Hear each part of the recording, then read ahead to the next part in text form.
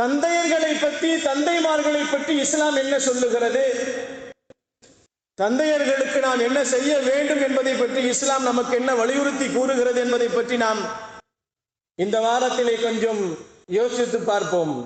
அல்லாஹு ஜல்ல ஷானஹு தஆலா குர்ஆனிலே சொல்லுகிறான், உங்கள் தாய்க்கும் தந்தைக்கும் நீங்கள் நன்றி செலுத்துங்கள் என்பதாக சொல்லுகிறான்.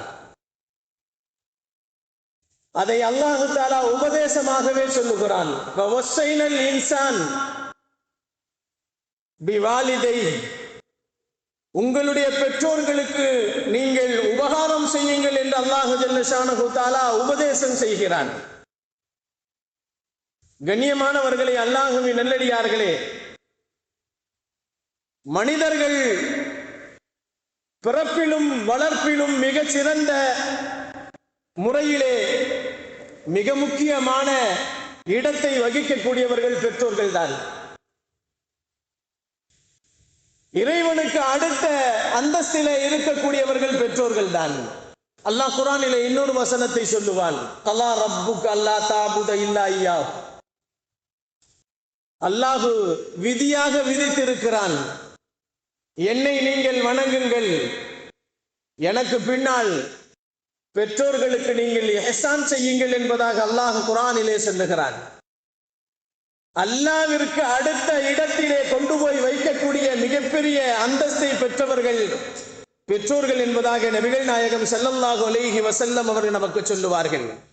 பெற்றோர்களுக்கு நாம் நன்றி செலுத்த வேண்டும், பெற்றோர்களிடத்தில் நல்ல முறையில் நடந்து கொள்ள வேண்டும், உபகாரிகளாக இருக்க வேண்டும், உண்மையான முஸ்லிம்களாக இருக்க வேண்டும் என்று நினைக்கக்கூடியவர்கள் பெற்றோர்களுக்கு உபகாரம் செய்ய வேண்டும் என்பதை பெருமான் ஸல்லல்லாஹு அலைஹி வஸல்லம் அவர்கள் நமக்கு சொல்லி காட்டுவார்கள்.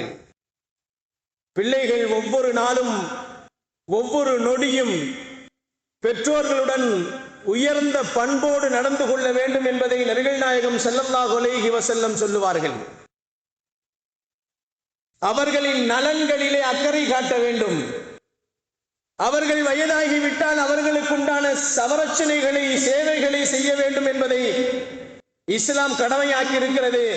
அல்லாஹ் அதை விதியாகவே ஆக்கி இருக்கிறான் என்பதாக அல்லாஹ் குர்ஆனிலே சொல்லுவான். தாயை போல பிள்ளை, நூலை போல சேலை என்பதாக பழமொழி சொல்லுவார்கள். எதற்கு சொல்லுகிறார்கள் என்று சொன்னால், பிள்ளைகளை பெற்றோரோடு உறவை அவர்கள் இணைத்து சொல்லுகிறார்கள். அவ்வளவு இணைப்போடு இருக்கக்கூடியவர்கள்.